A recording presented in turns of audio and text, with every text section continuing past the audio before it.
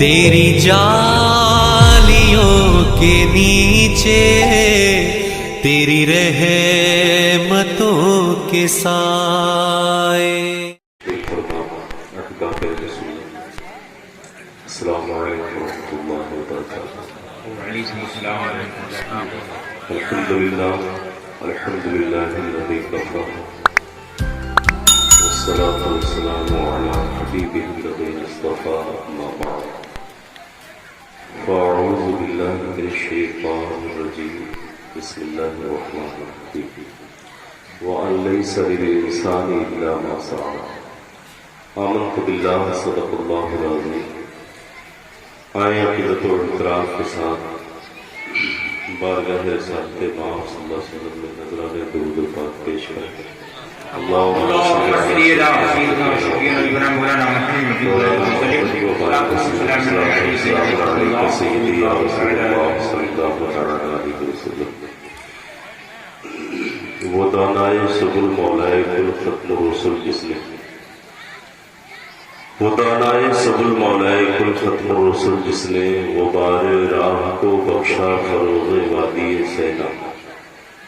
نگاہ عشق و مستی میں وہی اول وہی آخر وہی یاسین وہی قرآن وہی طٰہٰ. ذکر شہدائے کربلا کی دوسری شرط مجھ سے پیش کر حضرت علامہ محمد عمر فیضی صاحب کا خطاب آپ نے سماعت کیا. اسٹیج پہ برادر گرامی محب گرامی قاری مشتاق احمد صاحب اور آپ کے ادارے کے معزز علماء کرام اپنی تشریف فرزانی سے محفل کی زینت بڑھائے ہوئے ہیں. مولا کریم ہم سب کی سعی کو قبول فرمائے.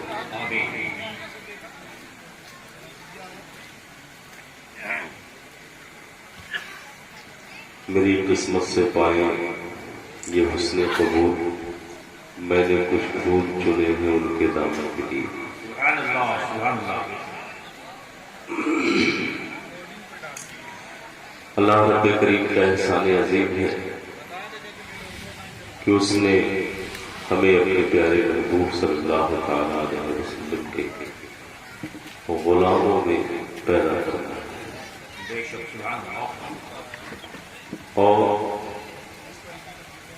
انہیں وہ کمال عطا فرمایا وہ عروج بخشا اور ان کے ذریعے پوری بنی نوع انسانیت کو ہدایت کا نور عطا فرمایا. میرے امام سیدی سرکار اعلیٰ حضرت فرماتے ہیں کہ سب چمک والے اجلوں میں چمکا کیے اندھے شیشوں میں چمکا ہمارا نبی. سبحان اللہ سبحان اللہ. بے شک آپ غور فرمائیں کہ اللہ تعالی نے اپنے بندوں کی ہدایت کے لیے سب سے اولی طبقہ جس کا انتخاب فرمایا وہ انبیاء کرام کا طبقہ. نبی میں نے کل کہا وہ نائب پروردگار ہوتا. نبی کی حیثیت کیا ہوتی ہے؟ وہ اللہ کا وائس رائے ہوتا ہے. احکام الہیہ کے نفاذ کی ذمہ داری اس کے حوالے ہوتی ہے کہ اللہ کا احکام بندوں تک وہ پہنچائے. وہ بڑی مشہور کتاب ہے تعمیر ادب. اس میں آپ نے انبیاء کرام کی تعریف پڑھی ہے. غالباً تیسرے حصے کی کتاب ہے یا دوسرے حصے کی کہ انبیاء کرام کی تعریف میں حضور بدر ملت نے لکھا ہے کہ یہ وہ گروہ ہے جو انسانوں کو ہدایت عطا کرتے ہیں اور برے کاموں سے بچاتے ہیں. یہی انبیاء کہلاتے ہیں. اور نبوت کا منصب کسبی نہیں ہوتا, یہ وحی ہوا کرتا. اللہ تعالی منتخب فرماتا ہے انبیاء کرام. اب ضرورت کیا پڑی؟ جو اللہ اس بات پر قادر ہے کہ بغیر نبی کے وسیلے کے بھی ہدایت دے سکتا ہے بندوں کو، مگر اس نے بغیر نبی کے وسیلے کے کسی بندے کو ہدایت نہیں دیا، اور جب سے دنیا بنی ہے آج تک اور صبح قیامت تک کوئی ایسا ہدایت یافتہ شخص نہیں ہے جو بغیر کسی نبی کے ہدایت پایا ہے۔ بے شک، سبحان اللہ سبحان اللہ۔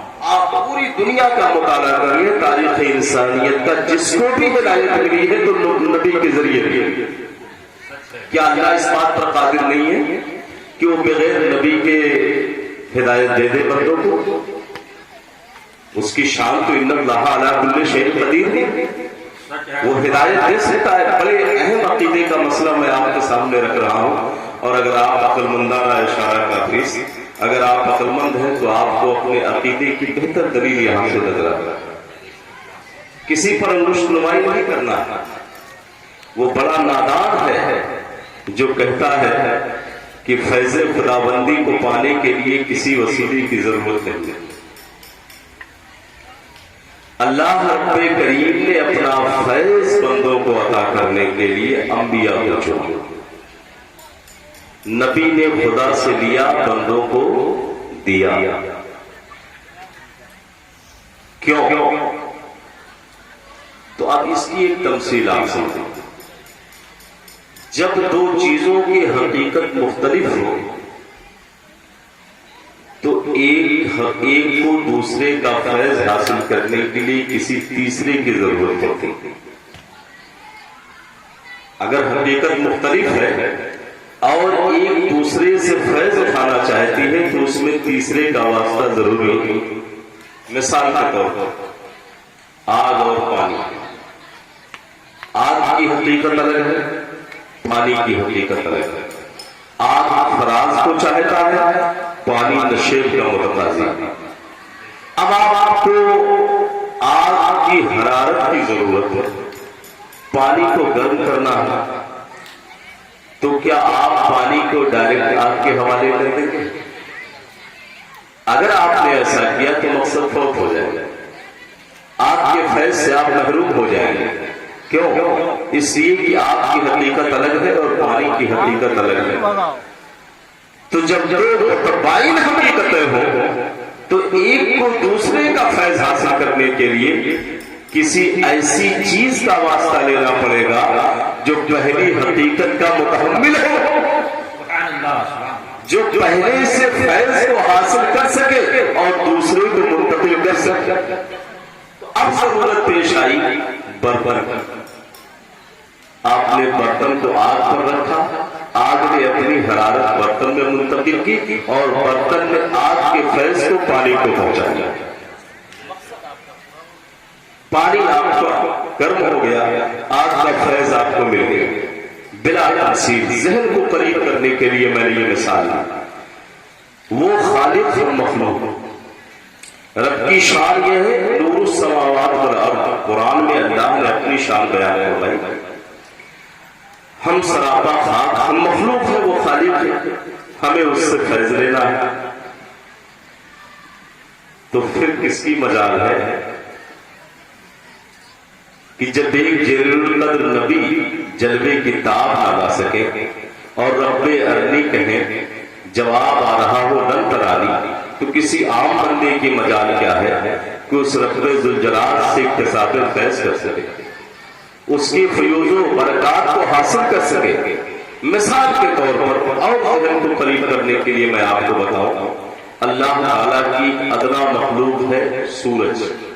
یہ اپنی جوانی پر ہو، جب نصف النہار پر ہو، آپ اسے دیکھنے کی کوشش کرو، آپ کی آنکھیں بے نور ہو جائیں گی۔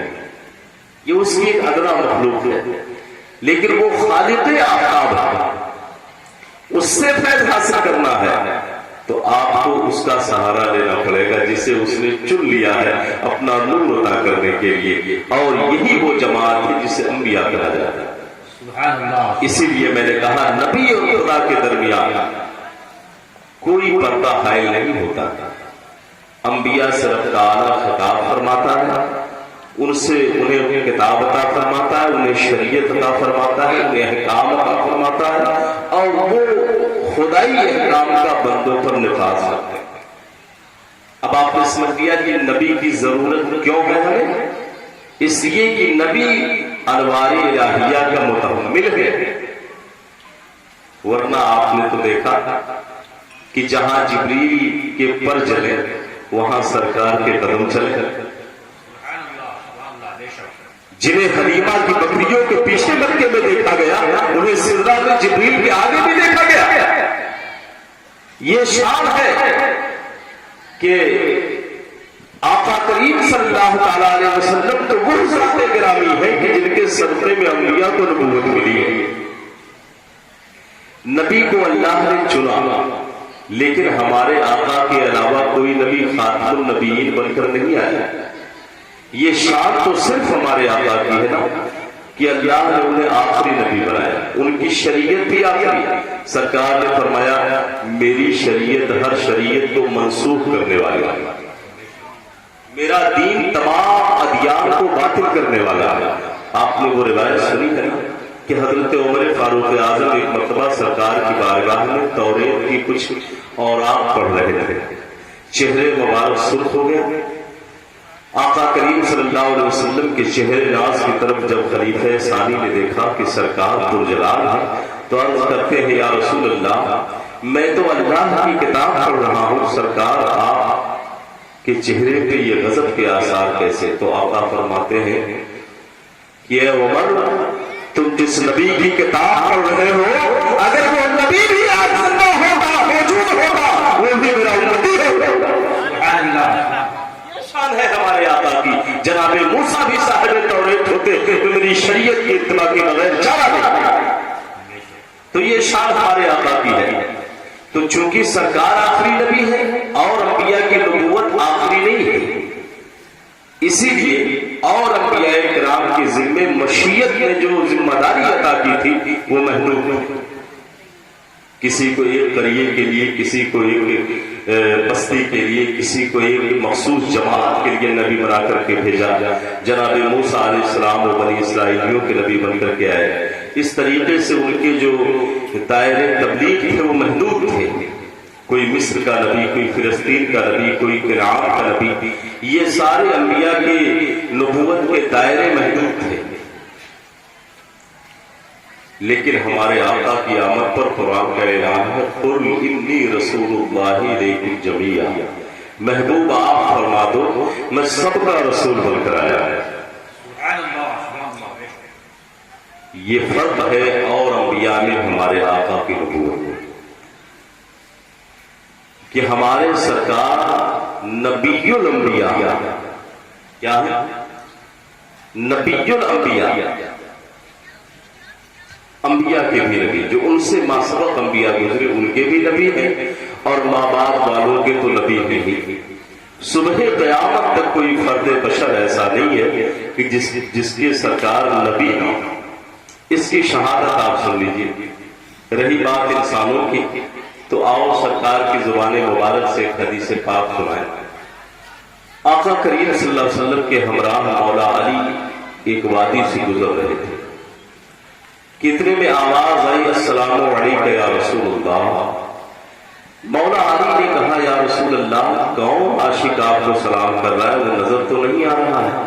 تو آقا فرماتے ہیں علی کیا تم سمجھتے ہو میں تمہارا ہی نبی ہوں؟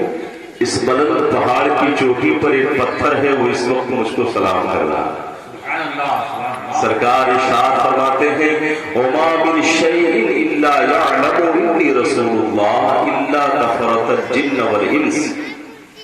آقا فرماتے کوئی شے ایسی نہیں ہے جو یہ جانتی نہ ہو کہ میں اللہ کا رسول ہوں، چند بے ایمان انسانوں کو چھوڑ کر کے اور چند سرکش جنوں کو چھوڑ کر کے۔ تو یہ ہمارے آقا کی شان ہے کہ سرکار کا جو دائرہ نبوت ہے وہ پوری خدائی کو محیط ہے۔ سرکار کی شریعت ساری شریعتوں پر غالب ہے۔ ایک وجہ تو یہ رہی کہ اللہ تعالیٰ نے ان انبیاء کرام کی کتابیں، ان پر نازل ہونے والی کتابیں، ان کی سیرت ان کے زمانے تک ہی محدود رکھی۔ آج 2000 کا درس गुजर गया है, हजरत ईसा अलैहिस्सलाम को तशरीफ लाए थे, मगर उन पर नाजिल होने वाली किताब अपनी असली हालत में मौजूद नहीं है। ना तो इंजील मौजूद है, ना तो तौरेत असली हालत में बची है, ना ज़बूर असली हालत में बची है।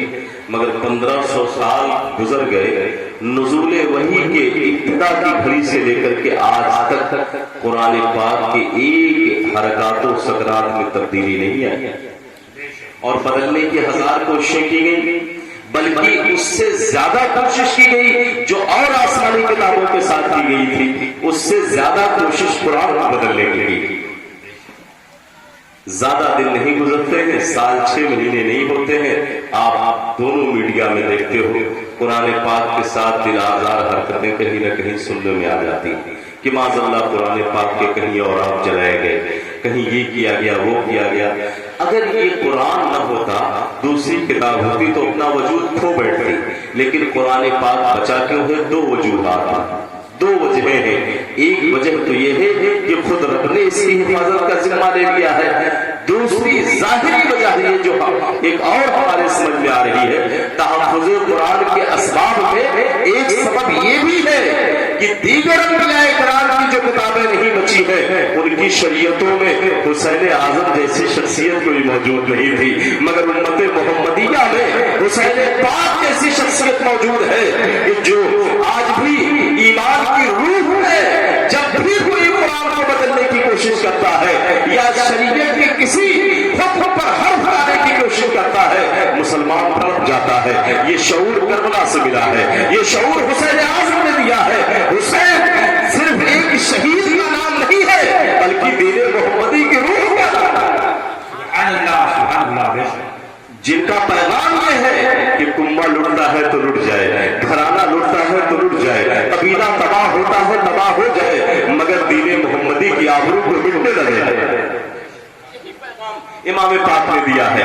अगर कोई इमाम पाक जैसी शख्सियत दीगर अंबिया की शरीयतों में मौजूद होती तो उनकी किताबें नहीं मिटती, उनकी सीरतें नहीं मिटती, इसलिए कि हर यजीद के सामने, हर कारून के सामने, हर नमरूद के सामने, हर फिरौन के सामने हुसैन खड़े हो जाते, जो उसे जो मिटाने की जसालत से पहले ऐसा बंद बांट देते कि कयामत तक के लिए वो तसव्वुर भी नहीं कर सकता था कि अपने नबी की किताब को बदल सकता।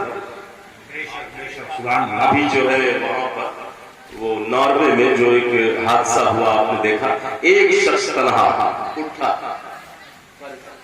वो आपने अखबारों में देखा था कि एक शख्स बाकायदा कुरान पाक को हाथ में लेकर के आग लगा रहा है कि उसी दरमियान एक आदमी उठा है, एक हुसैनी उठा है जो अपनी मौत और जिंदगी से बेपरवाह होकर के उस जालिम के गर्दन को पकड़ लिया है। आखिर ये हौसला किसने बख्शा है? ये हुसैन ने बख्शा है, करबला ने बख्शा है कि आदमी आज हमारे दिलों के अंदर जो ईमान की हरारत मौजूद है ना, ये करबला से मिली। और याद रखें, मैदान बदला है, जंग नहीं जारी है, सिर्फ जो है हालात बदले हैं। यजीदियत कुफ्र के इस्तिआरे का नाम है और हुसैनियत इस्लाम के इस्तिआरे का नाम। आप देखें ये जो फिक्र पैदा होती है, जब अकबर ने दीन इलाही शुरू किया, मुजद्दिद अल-फ़सानी खड़े हुए, ये फिक्र हुसैनी है तो जो मुजद्दिद को लेकर खड़ी हो रही है। जब इमाम अहले सुन्नत का दौर आया, नबी के इख्तियारात पे हमले हुए, आपने कलम को तलवार के तौर पे इस्तेमाल किया और उस वक्त के जितने भी आदाए दीन थे उनके सामने आपने कहा कि किलके रजा है खंजरे खुखार बर्तबार, आदा से कह दो खैर बनाए न, किलके रजा शमशीर हुसैनी है। तो मैदान बदलता है लेकिन वो जंग जारी रहती है। अल्लाह ने ऐसी शख्सियत उम्मत रसूल में पैदा कर दी कि क़यामत तक कोई अगर शरीयत के एक कानून को बदलने की कोई मुनज़्ज़म फरानी करेगा, एक हुसैनी उसके तारों पवट बिखेरते। इसीलिए ये जिक्र मामूली नहीं है, इसी जिक्र से तो ईमान को जिंदगी मिलती है, इसी जिक्र से तो हरारत मिलती है, इसी जिक्र से जीने का शऊर मिलता है। आपका ईमान बेदार होता, हम रहे ना रहे, ये महकला आबाद रहे, ये जश्न आबाद रहे, ये जश्न वरना जानते हैं زمانہ تو ایسے ہی ہم پر مسلط ہو چکا ہے اور ایمانی لطافتیں سخت ہوتی چلی جا رہی ہیں. ایسی محفلوں کو قائم کیا کرو. کم از کم کچھ وقت یہاں بیٹھ جاؤ گے تو آپ کا بھولا سبق آپ کو یاد آ جائے گا. دور دکھا اللهم صل على محمد سیدی یا رسول اللہ صلی اللہ علیہ وسلم. تو اللہ رب کریم نے محبوب کی شریعت کو بھی بچانے کا نظم فرمایا, ان کی کتاب کو بھی بچانے کا نظم فرمایا, ان کی سیرت کو بھی بچانے کا نظم فرمایا. اپنے محبوب کے جو ہے حیات طیبہ کا ایک ایک گوشہ اللہ نے ایسا محفوظ کر دیا کہ ہزاروں قرنوں بدری رسولوں کی ہوتی رہی. چار بدری کا نکلا ہمارا نبی. انبیاء بدلتے رہے, رسول بدلتے رہے, حکومتیں آتی جاتی رہی, مگر محمدی سکہ آج بھی جاری ہے, ان کا نظام آج بھی جاری ہے. اور دعا دو علماء کی زندگیوں کو, اور قائم رکھو ان مدرسوں کو, انہیں اختلاف کی نظر نہ کرو. اپنی ان دینی مراکز کے ساتھ یہ ظلم تو نہ کرو, ورنہ پھر تمہیں جامع زندگی کہیں سے اور ملنے والا نہیں ہے. اقبال نے کہا تھا زہر مسجد مدرسہ خام ہے کہ دربے بود قیلو کالے محمد. یہی وہ عزیزان ملت اسلامیہ, یہی وہ مراکز تھے کہ جہاں سے دین کی تبلیغ ہوئی اور دین کا تحفظ ہوا. آقا کریم صلی اللہ علیہ وسلم نے 2 چشمے امت کو عطا فرمائے. اب ذرا میں اس سسٹم کو آپ کے سامنے پیش کرتا ہوں کہ آقا کریم صلی اللہ علیہ وسلم کو اللہ نے جلوہ گر فرمایا. کس دور میں جلوہ گر فرمایا؟ جہاں سے میں نے اپنی گفتگو کر روکی تھی, جس دور میں انسانیت تار ہو چکی تھی. آپ نے وہ سارے مناظر کل دیکھے. آقا کریم صلی اللہ علیہ وسلم تشریف لائے ایسی وادی میں کہ وہ وادی بھی پتھروں کی. جنہوں نے دیکھا ہے وہ جانتے ہوں گے کہ پوری آبادی پتھروں سے گھری ہے. اور اس وادی کو جس زمین کی قسم قرآن نے یاد فرمائی ہے, لا اقسم بہذا البلد وانت حل بہذا البلد, وہ زمین کی بھی ام القرآ تھا. قرآن ہی نے کہا ہے کہ یہ مکہ جو ہے یہ ام القرآ تھا. محبوب کو وہاں بھیجا گیا. عربی زبان کا ایک مقولہ ہے البلایا علی قدر العطایا. بلائیں جو ہے عطاؤں کے اعتبار سے ہوتی ہے.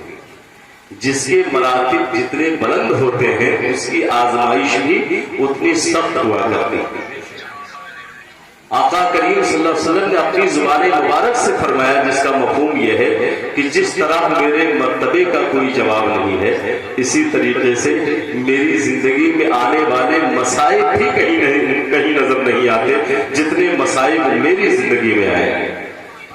سرکار نے تعلیم دی ہے کہ اگر کسی میرے امتی پر اتنی مصیبت پڑ جائے کہ اسے صبر کرنا دشوار ہو تو وہ میری مصیبت اور میرے اہل کی مصیبت کو یاد کر لے, اسے قرار آ جائے گا. آپ اندازہ فرمائے وہ 40 سالہ سرکار کی حیات طیبہ جو مکی زندگی ہے کتنی کلفتوں بھری ہے, اسے آپ دیکھ لیں. یہ تو غم سرکار کا تنہا ہے نا, لیکن یہ غم بھلا بتاؤ آپ جو کربلا میں پیش ہے,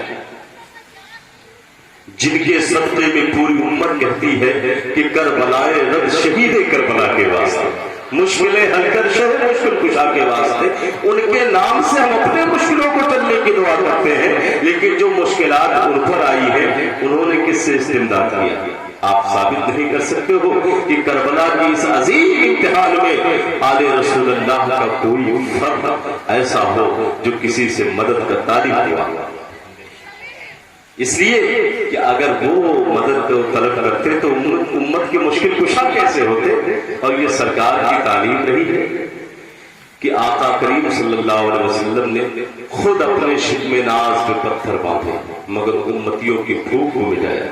خندق کا وہ واقعہ یاد کریں جب جناب ابو ہریرہ نے بھوک کی شکایت کی تھی کہ یا رسول اللہ بھوک سے اٹھا نہیں جا رہا کہ اتنے میں کہیں سے ایک پیالہ دودھ کا آیا اور سرکار نے 7 دن سے کچھ کھایا پیا نہیں تھا. امام کہتے ہیں کل جہاں مل کا اور جو کی روٹی غذا اس شکم کی قناعت پہ لاکھوں سلام. 7 دن سے کچھ نہ کھانے پینے والے نبی نے ابو ہریرہ کے بھوک کی شکایت کو آقا फौरन दूर फरमाते हैं और कहते हैं अबू हुरैरा तुम्हारी तरह 70 सहाबा भूखे हैं, जाओ सबको पिलाओ, उसके बाद तुम पीना। अब जनाब अबू हुरैरा का बयान है कि हम पिलाते गए, सहाबा पीते गए और खुद भी पिया। सरकार फरमाते हैं और पियो। कहने लगा या रसूल अल्लाह अब और पीऊंगा तो जो है दूध नाखूनों से बाहर हो जाएगा। इतना पीते चले जा रहे हैं और दूध जो पड़ा हुआ है। क्यों न हो अजीज़ान मिल्लत इस्लामिया, मेरे इमाम ने सच कहा है, उंगलियां हैं फैज पर, टूटे प्यासे छूकर नदियां पंजाब रहमत की है यारी वाह वाह। जनाब अबू हुरैरा पीते जा रहे हैं। इस मंजर को मेरे इमाम देख करके कहते हैं क्यों जनाब अबू हुरैरा कैसा था वो जामे शीर जिससे 70 साहिबों का दूध से मुंह भर गया। तो ये तो आका की तालीम रही है, खुद भूखे रहे उम्मती को खिलाया है, खुद सरकार ने मुसीबतें उठाई उम्मत को राहत पहुंचाई। और यही तालीम आगोश मुस्तफा से आका हुसैन लेकर के उठे हैं कि खुद को अपने आप को यजीदी जुल्म के नजर कर दिया मगर पूरी उम्मत को बचा लिया, पूरी उम्मत के लिए आसानियां पैदा कर दी। तो अज़ीज़ान मिल्लत इस्लामिया, आका करीम सल्लल्लाहु अलैहि वसल्लम को अल्लाह ने जिस माहौल में भेजा उस माहौल का आप जायजा लीजिए। जमीन भी पत्थर की भी है, वादियां पत्थर की हैं और लोगों के दामन में भी पत्थर हैं जो नबी को तलाश रहे हैं। ताइफ की वो घड़ी याद करें जब आका वहां दावते दीन लेकर के पहुंचे हैं। ताइफ वालों ने इतने पत्थर बरसाए सरकार पर कि सरकार की एड़ियां मुबारक रंगीन हो गई खून से, मगर कुर्बान जाओ अल्लाह अकबर। और नबी थे जो अपनी उम्मतों के लिए दुआए हिलाकत फरमाया करते थे, मगर आका करीम सल्लल्लाहु अलैहि वसल्लम पर जब ताइफ में जुल्म का माहौल गर्म हुआ, अल्लामा बदरुल कादरी उसको अपने शेर में यूं बयान करते हैं कि खूब से रंगीन है ताइफ में प्यारी एड़ियां, सरवरे आलम के लब पर बद्दुआ ताहुन नहीं। सरकार वहां तशरीफ ले गए हैं और सारे लोग पत्थर बरसा रहे हैं। कोई दीवाना कह रहा है, कोई मजनू कह रहा है कि इतने में फरिश्ते मलिकुस सहाब आया है, बादलों का फरिश्ता आया, हवाओं का फरिश्ता आया। ये सारे खुद्दामाने बारगाह रिसालत हैं। या रसूल अल्लाह क्या आप मूसा की तरह नबी नहीं है? क्या आप फला नबी की तरह नहीं है जो उम्मत की मजालिम पर दुआएं हिलाकत फरमाया करते थे कि जुर्मों की सजा मिल जाएगी? फरिश्ते इसरार कर रहे हैं मगर आका करीम सल्लल्लाहु अलैहि वसल्लम ने फरमाया नहीं। सरकार फरमाते हैं चलो मैं दुआ करता हूँ तुम आमीन कहो। सरकार के दुआ के अल्फाज हैं या लैता कौमी यालमून, या लैता कौमी यालमून। ए मौला ये मेरी कौम मुझे जानती नहीं है, इन्हें हिदायत दे दे। नतीजा क्या हुआ? जिनके बाप दादाओं ने पत्थर बरसाए उनकी औलादें दीन की मुहाफिज हो गई हैं। इसी को इकबाल ने कहा था कि पासबा मिल गए काबे को सनम खाने से, पासबा मिल गए काबे को सनम खाने से। तो ये जो सनम खाने से पासबा मिले हैं काबे को, ऐसे ही नहीं मिले हैं बल्कि जोहदे मुसलसल आका की रही है, वो मेहनत शाखा आका की रही है। कि कुरान अजीम फरमाता है वान लैसा लिल इंसानी इल्ला मा सआ, इंसान के लिए कोशिश के अलावा कुछ नहीं है। कोशिश तुम करो, तदबीर तुम करो, अल्लाह की तकदीर तुम्हारा साथ देगी। मगर हमारा हाल तो ये है, असल में करबला जो है हौसले का पैगाम देता है, ये जो है मातम का पैगाम नहीं देता है, या हौसला शिकली का पैगाम नहीं देता है। आका करीम सल्लल्लाहु अलैहि वसल्लम की वो मसाई को आप देखो कि जो दीन के सिलसिले में सरकार ने कुलफतें उठाई है, कहीं और न जाए। बद्र का दिन याद करें, यौम बद्र के दिन हजरत अबू बकर सिद्दीक फरमाते हैं कि मैंने इस दिन से ज्यादा बेकरार कभी आका को देखा नहीं है। ये कौन कह रहा है? ये यारे गार कह रहे हैं। और ये कौन है? अबू बकर सिद्दीक जो कि गार के भी साथी हैं और मजार के भी साथी हैं। मामूली हस्ती का नाम नहीं है, खैरुल बशर बादल अंबिया, और जिन्हें राजदारी नबूवत कहा जाता है। कहते हैं मैंने यौम बद्र के दिन देखा कि सरकार बद्र की वादी में जब 313 को लेकर के उतरे हैं तो आका सजदे में गए और पूरी सजदागाह आंसुओं से तर हो गई। सरकार के रोने का अंदाज कुछ इस तरह था जैसे कि एक बच्चा एड़ियां रगड़ करके अपने माँ से अपनी खुराक तलब कर रहा हो। बिल्कुल यही हाल था सरकार का कि वो अपने मौला से अपनी रहमत और नुसरत के तलबगार थे। सरकार रोते जा रहे थे, फरमाते हैं कि आका की चादरें मुबारक शाने मुबारक से गिरती जाती थी, मैं उठा के रखता जाता था, गिरती जाती थी, उठा के रखता जाता था। सरकार कह रहे थे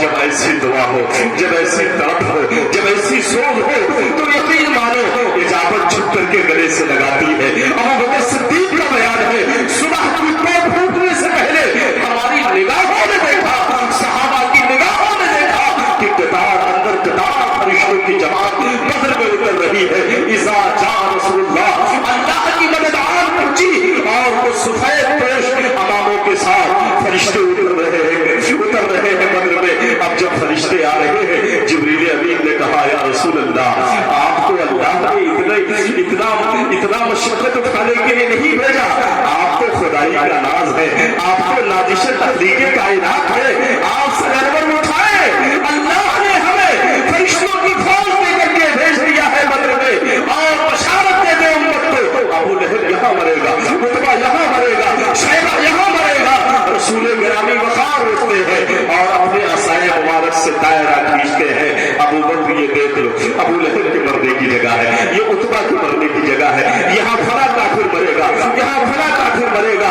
نقشہ بدر کا کچھ یوں بدلا کہ جہاں رسول اللہ نے دائرہ کھینچ لیا، موت کا اضطراب پھر اسے دائرے سے باہر نہ کر سکا۔ وہ کافر وہیں پر دائی اجل کو لبیک کہتا ہے، وہیں پر اس کی قضا آ رہی ہے اور عالم یہ ہو رہا ہے۔ بدر کا نقشہ ایسا زمانے کے سامنے فتح کی صورت میں آیا کہ اقبال نے کہا کہ گدگو مومن ہے تو پھر کثرت اعداء سے نظر، بدر میں جس نے مدد کی وہ خدا آج بھی ہے۔ نعرہ تکبیر، نعرہ رسالہ، جشن شہید اعظم کانفرنس علامہ شکیل القادری صاحب قبلہ، نعرہ تکبیر، نعرہ رسالہ۔ سبحان اللہ۔ یہ سرکار کی جہد مسلسل تھی، دین کے سلسلے میں سرکار کی یہ تکالیف شدیدہ تھی جو آقا نے اٹھائی، نتیجے میں رب کی نصرت ہر موقع پر ساتھ رہی۔ یہ بدر میں مارے گئے تو احد میں جمع ہو گئے، آپ نے دیکھا نا، یہ بدر سے جب مارے گئے تو ان کا قاتلین بدر کا انتقام لینے کے لیے احد میں آئے۔ اب احد میں کیا ہوا آپ نے جو دیکھا، یہاں ہزیمت اٹھانی پڑی صحابہ کو۔ اب وہ ہزیمت کیوں اٹھانی پڑی؟ وہ قول رسول اللہ سے عدولی کی بنیاد پر اٹھانی پڑی، سرکار کے فرمان سے ہٹنے کی بنیاد پر اٹھانی پڑی۔ جہاں جس درجے پر اور جس مقام پر صحابہ کو آقا نے متعین فرمایا تھا کہ یہاں سے ہٹنا نہیں، حالات کیسے بھی ہو جائیں، مگر صحابہ نے میدان خالی دیکھا اور یہ دیکھا کہ اب کوئی کافر نہیں ہے سامنے، وہ مال غنیمت لوٹنے میں لگ گئے۔ پیچھے سے جناب خالد حملہ آور ہوتے ہیں اور اس جنگ میں سرکار کے چچا حضرت امیر حمزہ بھی شہید ہوتے ہیں۔ آقا کریم صلی اللہ علیہ وسلم اسی جنگ میں سرکار جو ہے زمین پہ تشریف لاتے ہیں۔ یہ وہ خوفناک جنگ تھی، بہت کی جنگ کہ جس میں بظاہر مسلمانوں کو بڑی ہزیمت اٹھانی پڑی۔ میں اس میں اگر بات آئی ہے بہت کی تو میں ایک جملے معترضہ کے طور پر ایک روایت پیش کروں کہ جب ایک تیر سرکار کے دندان مبارک کی جانب آیا اور سرکار کے ثنایا شریف یعنی آگے کے دندان مبارک شہید ہو گئے، آقا کریم صلی اللہ علیہ وسلم چہرے مبارک کے بل زمین پر تشریف لائے۔ اس سے قبل کہ آقا کریم صلی اللہ علیہ وسلم کا خون مبارک زمین پر گرتا کہ جناب جبریل کو حکم ہوتا ہے کہ فوراً جاؤ اور محبوب کا خون زمین پہ گرنے سے پہلے اسے اپنے پروں پہ لے لو، ورنہ میرے عزت و جلال کی قسم زمین سبزے سے محروم ہو جائے گی اور باران رحمت میں ترس جائے گی۔ یہ رفتار جبریل آپ دیکھیں کہ علماء فرماتے ہیں، کتابوں میں لکھا ہے کہ خون اپنے محل سے چل چکا تھا، خون اپنے محل سے وہ چل چکا تھا، زمین پر پہنچنے میں اسے بہت زیادہ وقت نہیں لگتا کہ سدرا سے جبریل آ گیا۔ یہ رفتار جبریل ہے۔ ان سے ایک مرتبہ سرکار نے پوچھ ہی لیا، جبریل یہ بتاؤ تم دنیا میں بہت تیز کتنی مرتبہ آیا؟ تو کہنے لگے یا رسول اللہ 4 دفعہ بہت تیز آیا۔ ایک دفعہ جب حضرت خلیل کو آگ میں ڈالا گیا، وہ چل چکے تھے، ان کی رسی کٹ چکی تھی منجنیق سے، وہ چل چکے تھے آگ کی طرف کہ اس سے پہلے میں نے اپنے پروں سے آگ کو گلزار ڈال دیا۔ دوسری دفعہ سرکار جب جناب یوسف علیہ السلام کو کنویں میں ڈالا گیا تو وہ کنویں کے جگت سے چل چکے تھے، اس سے پہلے میں نے ان کو پروں پہ لے لیا۔ اور تیسری دفعہ آقا کریم صلی اللہ علیہ وسلم جب حلق اسماعیل علیہ السلام کو چھری की गई थी और अल्लाह के खलील ने तहैया कर लिया तीसरी दफा कि अब मैं कुर्बान करके ही दम लूंगा, तो उससे पहले मैंने जन्नत का वहां धब्बा लिटा दिया। और चौथी मरतबा आका जंगे वहद में जब आपके सनाया शरीफ शहीद हुए थे तो खून अपने महल से चल चुका था, इससे पहले हुक्म इलाही के तहत मैंने उसे अपने हाथों पे लिया। और जरा देखें हजरत जिब्रील सरकार की बारगाह में कितनी दफा आए हैं? 24,000 मरतबा आए हैं। कितनी बार आए? 24,000 मरतबा।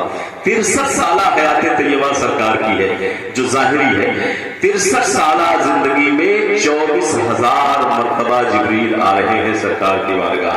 अब अगर इसको कैलकुलेट करें तो कोई लम्हा जिब्रील की मैयत से खाली नहीं। ये है वो खादिम रसूलुल्लाह जिनका नाम जिब्रील अमीन, नूरियों के सरदार। तो आका करीम सल्लल्लाहु अलैहि वसल्लम ने तकलीफें उठाई, बद्र में सरकार ने दुआएं फरमाई और सहाबा को ट्रेनिंग दिया, वहद में सरकार ने सदमे सहे, खंदक में आका ने खुद अपने हाथों से खंदक को दे। आज तो ये दावा करें कि हम कौम के रहबरों रहनुमा हैं, तो सारी जिम्मेदारी कौम की ही नहीं है।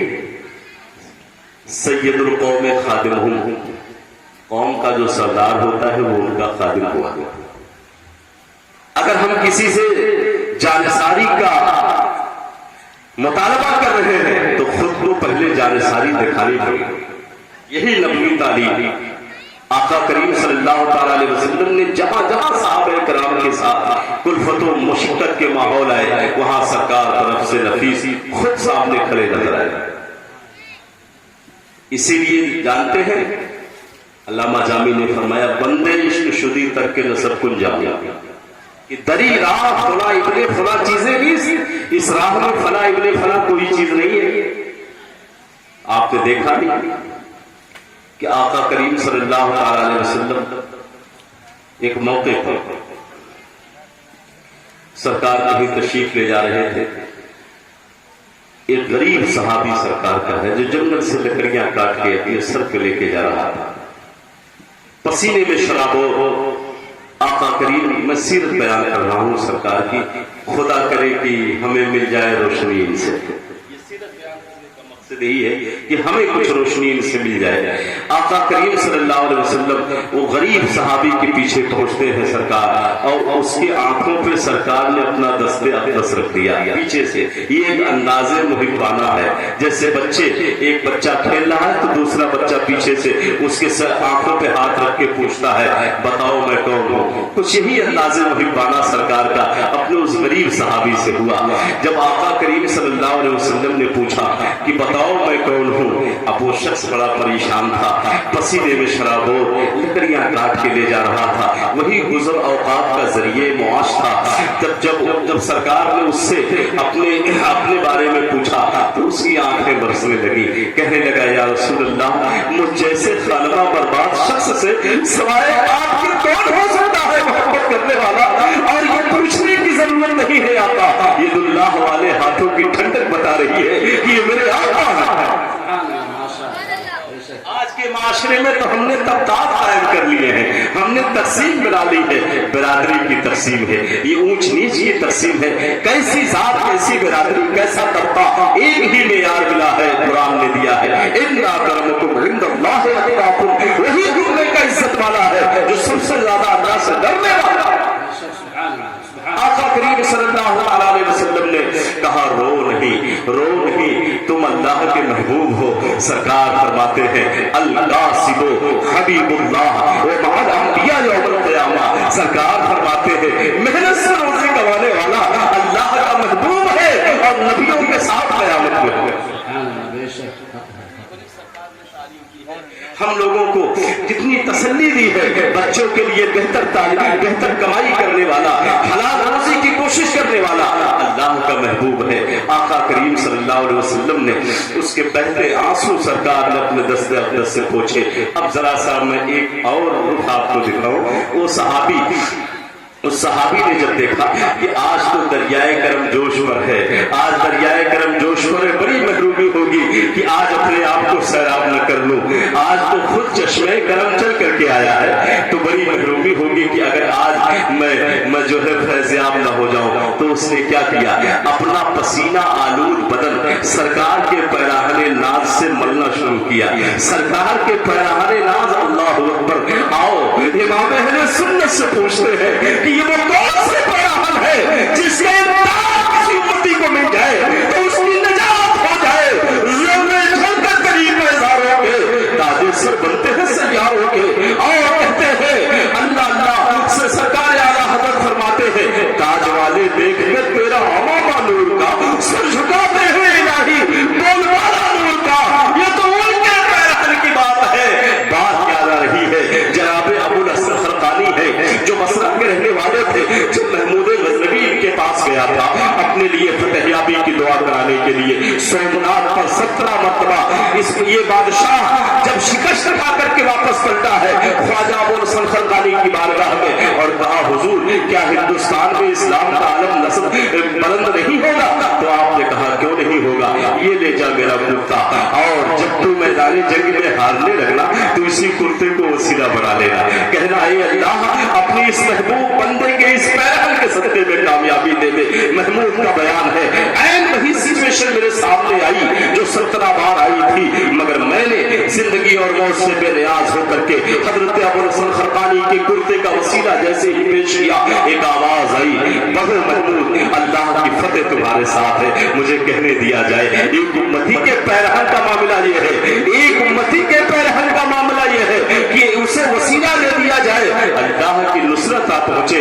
और ये उनका वजूद नाज़रीन है, ये उनका पैराहने नाज है कि उस पैराहने नाज को जहाँ की फरिश्ते बोसा दे, जहाँ की अल्लाह अकबर वो पैराहने नाज की जो पूरी खुदाई का शाहकार है उसने रगड़ना शुरू किया। और सरकार का पैराहन पूरी तरीके से, अब चूंकि गंदा तो नहीं कह सकते, मैला तो नहीं कह सकते, ये बेअदबी है, ये सूर्य अदब है, बल्कि ये कह ले कि उसने अपने पसीने की आलूदगी सरकार के पैराहन पे मुंतकिल कर दी। मगर आका ने मना नहीं फरमाया, आका ने मना नहीं फरमाया। जरा देखो तो सही, सरकार ने सोचा दीवाना है, नाज कर रहा है, कर लेने दो।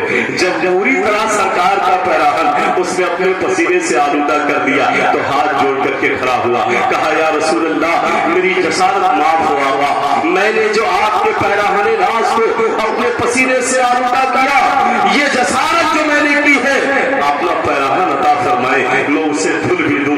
लेकिन जो मेरे अंदर ये हिम्मत पैदा हुई है, जो मेरे अंदर ये जुरात आई है, वो सिर्फ आपके कौले मुबारक की बुनियाद पर मेरे इन कानों ने कभी आपको फरमाते हुए सुना था, मा मस्सनी ला यमस्सुहु नार, जिसने मुझे छू लिया उसे जहन्नम की आग नहीं छू सकती है। या रसूल अल्लाह आप ही ने फरमाया था जो मुझे छू लेगा उसे जहन्नम की आग नहीं छुएगी। तो क्या मैं जहन्नम से आजाद हो गया? आका फरमाते हैं तुम्ही नहीं, तुम्हारी नस्लें जहन्नम से आजाद है। नारे तकबीर, नारे रिसालत, नारे रिसालत, जश्न शहीद आजम कॉन्फ्रेंस, नारे तकबीर। तो ऐसा नहीं कि आज गरीब की इज्जत नहीं होती, अमीर के दौलत की इज्जत होती है, नहीं, बल्कि सरकार की तालीम यह है कि अमीरों गरीब नहीं देखा जाएगा, बल्कि ये देखा जाए वो कितना ज्यादा अल्लाह से डरने वाला है। सरकार ने उसके हाथ को पकड़ा, उन हाथों में निशानात पड़ गए थे। आका फरमाते उन्जुर या माशर सहाबा, ऐ सहाबा के गिरोह, इन हाथों को देखो, ये हाथ अल्लाह को बहुत प्यारे हैं, इन हाथों से रिज़्क़ हलाल की बू आने वाली। ये सरकार की तालीम थी कि वहां पर जो है किसी गरीब और अमीर की कोई तकसीम नहीं थी। फतेह मक्का का दिन था, जनाबे बिलाल हबशी को आका ने काबे की छत पे बुलंद कर दिया। अबू जहल यही कहता था कि मोहम्मद अरबी ने हमारे खानदानी इज्जत को मिट्टी में मिला दिया। बिलाल जैसा गुलाम कुरैशियों के बगल में बैठ रहा है, हाशिमियों के बगल में बैठ रहा है। आका फरमाते हैं ला फज़ला अरबियुन अला रजुल वला अजमी अला अरबी इल्ला बित्तक़वा। सरकार फरमाते हैं अरबी को अजमी पर, काले को गोरे पर, गोरे को काले पर फजीलत नहीं है, फजीलत है तो तक़वा की। ये है सरकार की सीरत। आज आप अपने माशरे में नाफिज करें, आप मेयार बनाएं अपनी आबादी में। तकवा को मेयार ला ताअत मखलूक फी मासियत खालिक, किसी मखलूक की ऐसी इताअत न की जाए जिसमें खालिक की जो है नाफरमानी लाजिम है। फतह मक्का के दिन जब जनाबे बिलाल हबशी को आका ने बुलंद किया था, काबे की छत पे वो चढ़े, सरकार ने फरमाया अजान दे दो। हज़रत बिलाल ने कहा या रसूल अल्लाह रुख किधर करें, हर जानिब से तो अजान देता था तो काबा को देखता था, काबे की तरफ रुख करता था, अब तो आपने किबले के ऊपर कर दिया है तो अब रुख किधर करें। सरकार ने फरमाया मुझे देखो और अजान। अभी तो रूहे आला हज़रत ने कहा कि काबा तो देख चुके, काबे का काबा देखो। मेरे सरकार आते के भी काबा है, वो अजान दे चुके। आका ने फरमाया बिलाल नीचे उतर आओ। जब जनाबे बिलाल नीचे उतरे तो हंसने लगे। आका फरमाते हैं बिलाल ये बेवजह की हंसी कैसी? कहने लगे या रसूल अल्लाह, जब आपने मुझे ऊपर बुलंद किया था तो ऐसा लग रहा था कि मैं सातों आसमान के ऊपर हूँ, अर्श आज़म भी मेरे नीचे है, कुर्सी भी मेरे नीचे है, सातों आसमान की बुलंदियां मेरे नीचे हैं, और मैं इतनी जल्दी जमीन पर कैसे आ गया? ये सोच करके दिमाग हैरत से फटा जा रहा है कि आखिर इतनी जल्दी मैं जमीन पे कैसे उतर गया। आका फरमाते हैं बिलाल तुम्हारी हैरत मजा है, यकीनन तुम बुलंदियों के आखिरी मुंतहाए कमाल पर थे, इसलिए कि हमारे कंधों पे बैठ करके तुमने काबे की छत पे चढ़ा है, मैंने तुम्हें बुलंद किया है और तुम खुद से नहीं उतरे हो, जिब्रील के बाजुओं ने उतारा है। जिब्रील के बाजुओं ने उतारा है। तुम्हारी हैरत वजह है, यकीनन तुम बुलंदी पे थे, खुद से नहीं उतरे हो। तो पता क्या चला, जिसे आका बुलंद फरमा दे फिर उससे जिब्रील ही उतारा। ये शान है। आका करीम सल्लल्लाहु अलैहि वसल्लम ने सारे नस्ली तफाकुर को मिटा दिया। सरकार मक्के में आए और आने के बाद आका करीम सल्लल्लाहु अलैहि वसल्लम ने इनके जितने जात कबीले के बुत थे और जितने इन्होंने अपने अपने बुत तराशे थे, ये फला खानदान का, ये फला कबीले का, सरकार ने सबको मुनहदिर किया और सरकार फरमाते हैं क़ूलू ला इलाहा इल्लल्लाह तुफ़्लिहू, कि कलमे तौहीद का इकरार करो और कामयाब हो जाओ। नतीजे मजालिम सरकार बर्दाश्त करते रहे। जुल्म का जवाब सरकार ने इनकी जुल्म से नहीं दिया, बल्कि इखलाक़ हसना पेश किया। और इखलाक़ हसना की इससे बढ़कर मिसाल क्या होगी? दुनिया में एक मक़ूला है, कहा जाता है कि सबसे गहरी दुश्मनी मजहब की होती है,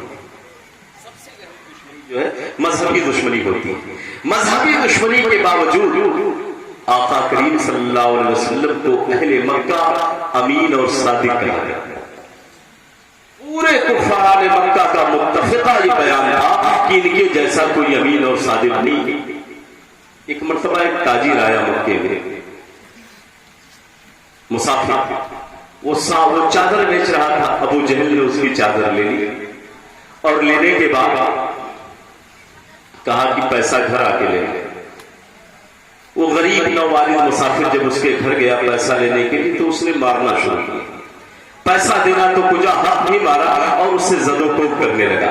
अब वो अलग में पुकार रहा है कोई जो मेरी मदद कर दे, है कोई जो मेरी मदद कर दे, मैं तो नौवारिद हूँ, किसी को नहीं जानता, मेरे साथ ये मामला पेश आया। तो काफिरों की जमात ने कहा देख भाई तेरी मदद कोई नहीं करेगा, तू चला जा हरमे काबा में, वहां एक नौजवान है उसका नाम मोहम्मद है सल्लल्लाहु अलैहि वसल्लम, तू उसके पास चला जा, वही तेरी मदद करेगा। ये अजराहे मजाक इन जालिमों ने कहा था कि उनके बस की बात नहीं है अबू जहल से वो जो है इसका हक दिलवा दें। वो पहुंचता है हरमे काबा में, सरकार वहां इबादत फरमा रहे थे, उसने पुकारा अदस्मी या रसूल अल्लाह, सरकार मेरी मदद फरमाए, आपका पता लोगों ने बताया है।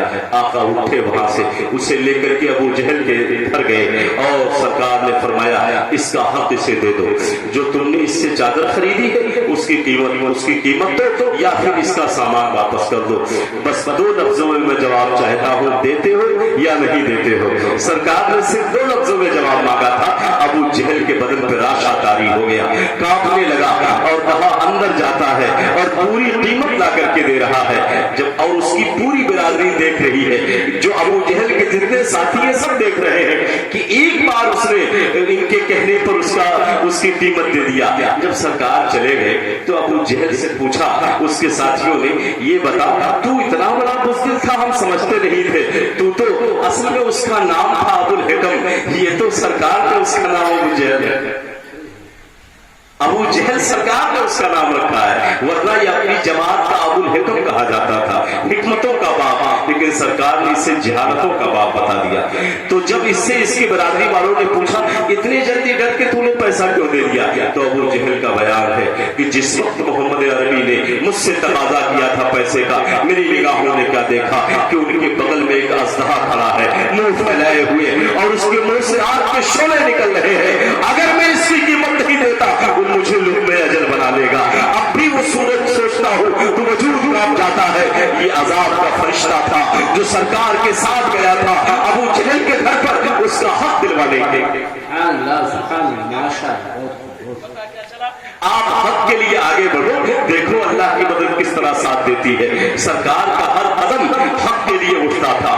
پتہ یہ چلا اسباب پر سرکار کی نظر نہیں رہتی تھی, خالق اسباب پہ آقا دیکھتے تھے. سرکار بڑھتے جاتے تھے, لوگوں کے سامنے اللہ کی مدد ساتھ چلا کرتی تھی. ہوا یہ کہ آقا کریم صلی اللہ علیہ وسلم 40 سال ان کے درمیان رہے, اور سرکار نے ان کے ساتھ سرکار نے کتنی محنتیں کی, کتنی قربانیاں, دعوت ذوالعشیرہ. تو آپ دیکھیں کہ سرکار نے پورے مکے کو دعوت دیا تھا. پورے مکے کو دعوت کھلانے کے بعد جب کوہ صفا سے سرکار نے اعلان فرمایا تھا انی انا رسول اللہ, میں اللہ کا رسول ہوں, اور پہلے سرکار نے اپنی شخصیت کی گواہی بھی لی ان سے, اور انہوں نے تسلیم بھی کیا. لیکن جیسے ہی آقا کریم صلی اللہ علیہ وسلم نے ان کے سامنے دعوت اسلام رکھی, سارے کے سارے لوگ مذاق اڑانے لگے. سارے کے سارے لوگ آقا کریم صلی اللہ علیہ وسلم پر پھپتیاں کسنے لگے. سب سے پہلے جس ظالم نے آقا کی شان میں گستاخی کی تھی اس کا نام تھا ابو لہب. اس ظالم نے کیا کہا تھا, تبًا لک یا محمد الہذا جماعتنا, یہ الفاظ اس کے تھے, اے محمد معاذ اللہ رب العالمین تمہارے ہاتھ ٹوٹ جائیں, کیا اسی لیے تم نے ہمیں اکٹھا کیا تھا. آقا کے قلب ناز کو صدمہ پہنچ گیا, سرکار کو تکلیف پہنچی, طائر سدرہ اتر آئے. محبوب آپ کیوں پریشان ہوتے ہیں, یہ ظالم آپ کو کہہ رہا ہے, آپ کو بددعائیں دے رہا ہے. رب کائنات مستقل ایک صورت اس ظالم پر اتار رہا ہے, قیامت تک ہر نمازی سے بددعا دیتا ہے.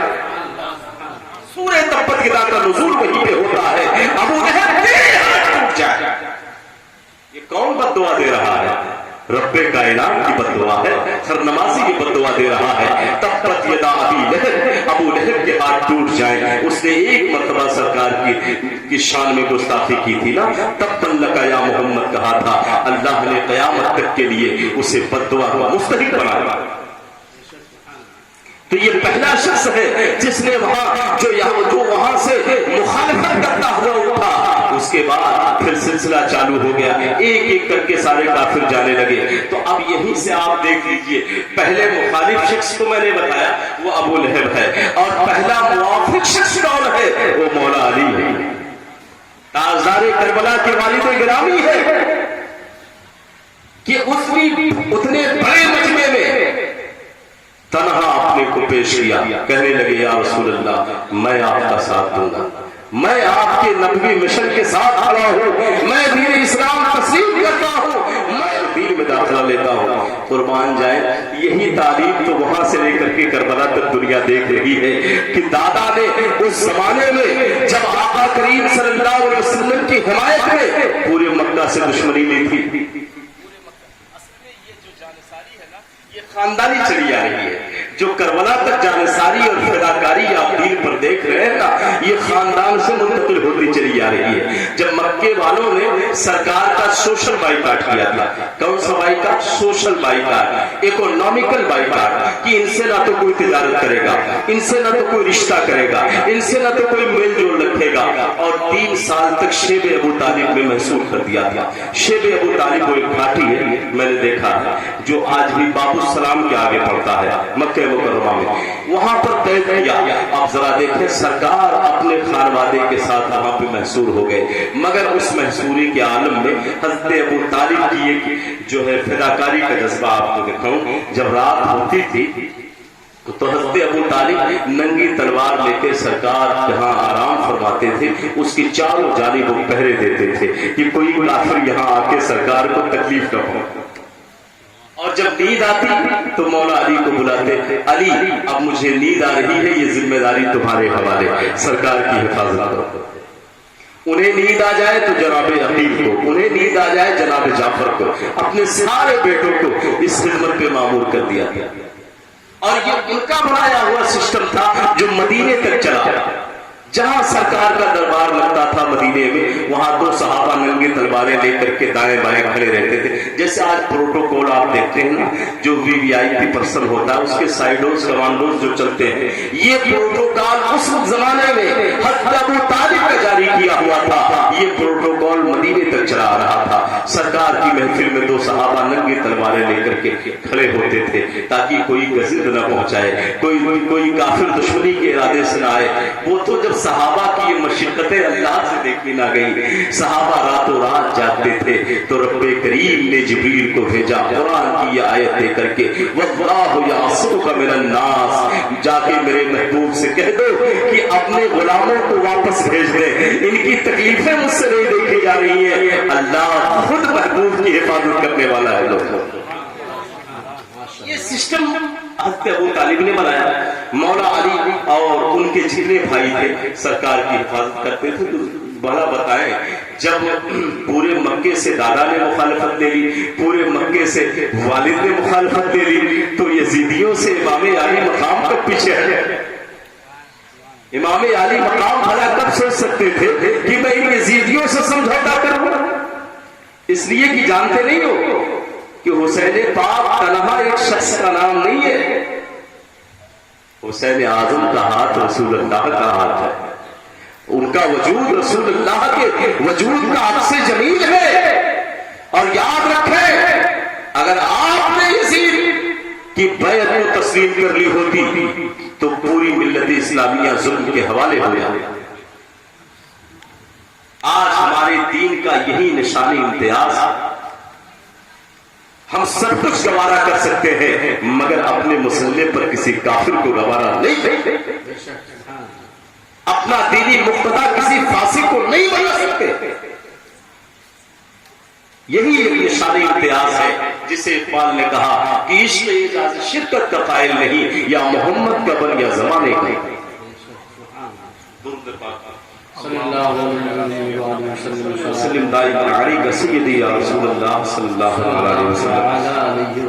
तो सरकार की पहली मुआफ़क़त करने वाले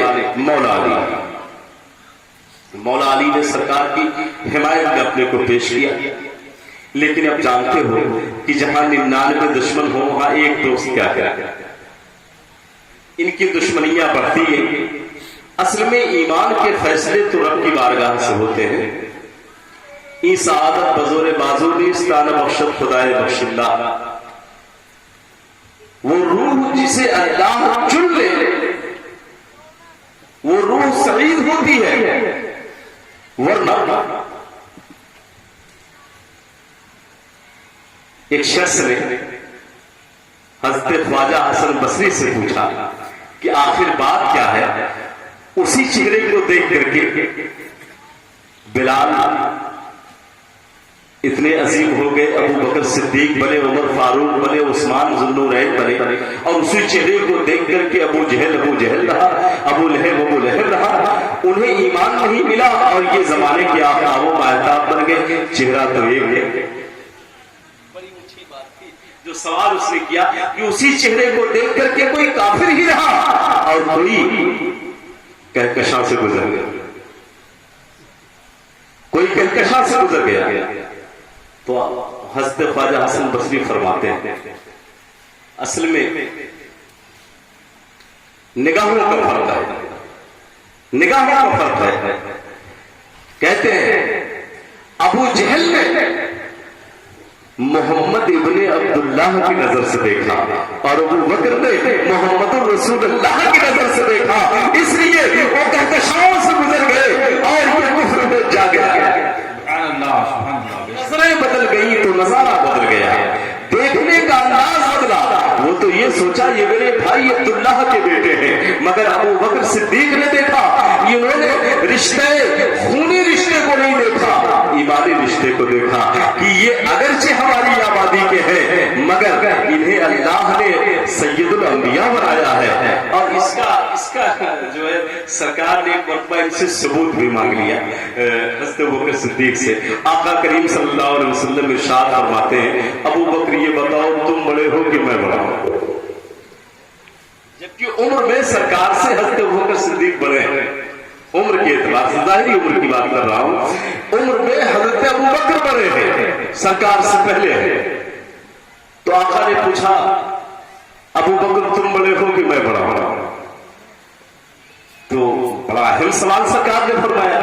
حضرت ابو بکر پریشان ہو گئے کہ کون سا جواب دوں، یہ تو کہہ نہیں سکتا کہ میں بڑا ہوں ورنہ ایمان ختم۔ بڑا پیارا جواب دیا، کہتے ہیں یا رسول اللہ انت اکبر منی وانا اقدم فی المیلاد، بڑے آپ ہی ہیں بس میں پیدا پہلے ہو گیا۔ سبحان اللہ سبحان اللہ۔ محبت کا جواب دیکھیں، حضرت بکر صدیق فرماتے ہیں یا رسول اللہ انت اکبر منی وانا اقدم فی المیلاد، آپ بڑے مجھ سے آپ ہیں بس میں میلاد میری پہلے ہے، ولادت میری پہلے ہے۔ محبت کا جواب۔ تو میں نے کہا نا کہ اس نگاہ اس رخ انور کو دیکھنے کا فرق ہے، جو جس نیت سے دیکھا وہی دیکھا۔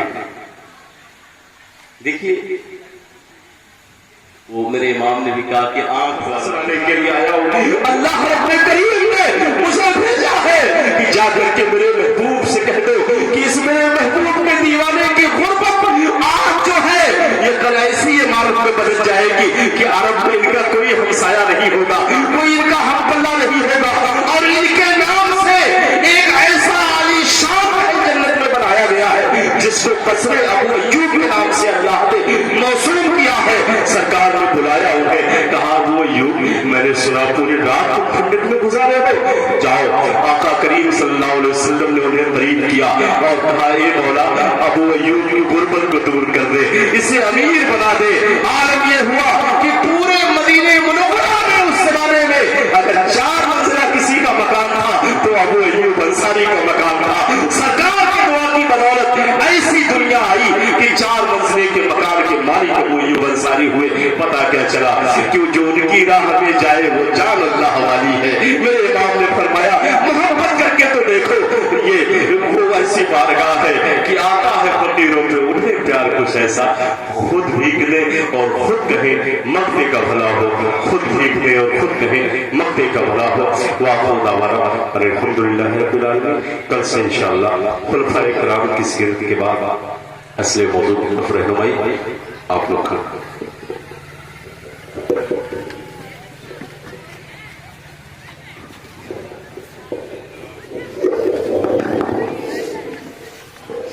مصطفیٰ جان رحمت لاکھوں سلام، شمع بز میں ہدایت لاکھوں سلام، مصطفیٰ جان رحمت لاکھوں سلام، شمع بز میں ہدایت لاکھوں سلام، شہر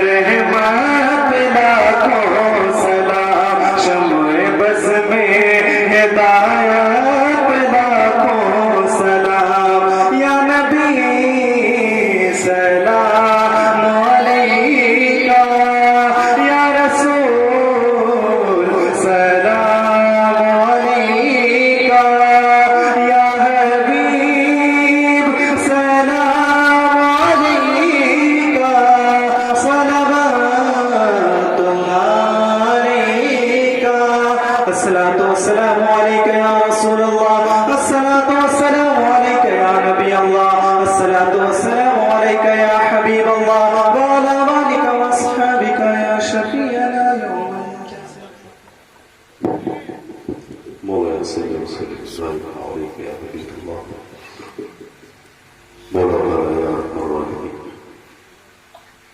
ان اذکار مبارکہ کی برکت ہے ہم سب کو نصیب فرما آقا کریم صلی اللہ علیہ وسلم کی سیرت پاک کا ہم سب کو عامل بنا مولا کریم ہم سب کے جان و مال عزت و آبرو کی حفاظت فرما ہماری خواتین جو یہاں موجود ہیں مولا ردائے خاتون جنت کو انہیں صدقہ عطا فرما مولا کریم